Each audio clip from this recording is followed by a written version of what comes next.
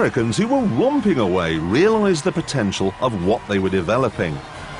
Like Colossus, early attempts weren't what we would recognize as computers today. They didn't sit on your desk or play games, they did maths for the US military. The idea that computers would become an everyday machine used by non-mathematicians or civilians was not seriously entertained. Even IBM's Supremo, Thomas Watson, confidently predicted the world will probably eventually need 5 computers. One reason that home computing was such a big no-no was the sheer size of the machines, which was all to do with the switches. First, there were mechanical switches, then there were valves, which gave way to transistors, which in turn, in 1958, gave birth to Switch Nirvana, the silicon chip. Today, Tommy Flowers could have got his 2,000 switches, the entire Colossus machine, on this silicon chip. In fact, he could have got rather more than Colossus on it, because this chip, the brain from a modern PC, and I'm talking now only about the silver strip in the middle there, has 100 million switches. That's 50,000 Colossuses. But even though the microchip meant that computers could be small enough to take home, no one did. Because in reality, size didn't matter. If the computer was really going to change the world, it was going to have to get a lot easier to use. Enter at this point a group of groovy Californians who saw the future. In the early 70s, the Xerox Corporation founded the Palo Alto Research Center just outside San Francisco. The coolest, hippest scientists on the planet were assembled to come up with something amazing, the paperless office. And what they did come up with, and remember this was 30 years ago, was staggering. Good morning. Good morning. A screen with icons accessed by mice. Well, looks interesting. Let's take a look at this.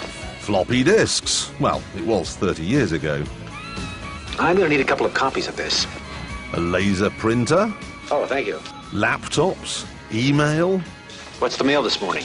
And of course, the web. Push another button and the information is sent electronically to similar units around the corner or around the world. Anything else? But no one was interested. Electric post? Absurd. When I started work on a local newspaper in 1978, computers still only did things for the government. And the typing pool was still using typewriters all the way past Bucks Fizz, Duran Duran and Bananarama. It wasn't until the mid-80s, only 20 years ago, that very slowly the realization began to dawn that computers were going to be more than machines that did serious maths for engineers and soldiers. But in my experience, it's only been in the last 10 years that computers have spread their own brand of chaos and mental breakdown around the world. And for such a recent innovation, we really do seem to have fallen deeply and passionately in love. Today, computers are quite simply everywhere. They're on your desk, on your lap, in your palm. They work your washing machine, they play your CDs, they're in your wristwatch. In short, just about anything that uses electricity today will have a microprocessor, a computer. The average British home contains about 100.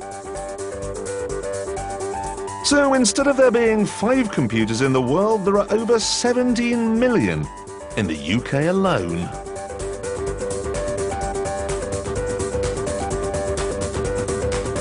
And we've reached the point where there are plenty of things we simply couldn't do without computers. And you see, that's the problem. Computers may be great at doing maths quickly. They may even appear to be clever. But they're not, you know. They're as daft as brushes. And the reason why they're so stupid is that they blindly carry out human mistakes perfectly and uncritically. Now, this stupidity should scare us to death, but it doesn't.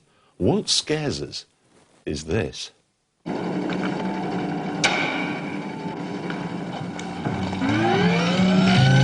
I'm a B2. For years, we've been told that one day we'll build a computerized, emotionless cyborg that absolutely will not stop. But is this really the future? Can we ever expect to be walking with robots? At the moment, this is as scary as it gets. It's the Roomba-Vac, a robot vacuum cleaner, which they say is intelligent. But it's not that intelligent, is it? Because it can't even recognise when it stopped being on a rug. Watch. Look at that. Come on, moron. Even its makers say in the handbook, which I've got here, that it may get stuck from time to time, and you don't see that in the science fiction films. Arnold Schwarzenegger's plans for world domination beaten by a cunningly placed pot plant. Get out of there and stay fashionable. For anything approaching the kind of world domination that Governor Schwarzenegger deals in, computers that run robots would require at least a modicum of intelligence, and this is what scares us. Very credible scientists out there are pushing AI as the next big thing. Even Alan Turing predicted that one day computers would have minds of their own. To find out whether a computer was intelligent or not, Turing devised a test. It was very simple. He said that if you can have a conversation with it and believe it to be human, then it must have some kind of intelligence. He even scripted an example of the kind of intelligent chats that might occur. In the first line of your sonnet, which reads, "Shall I compare thee to a summer's day?" would not a spring day do as well or better? It wouldn't scan. How about a winter's day? That would scan all right.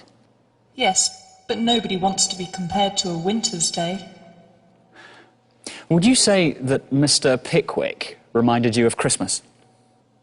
In a way.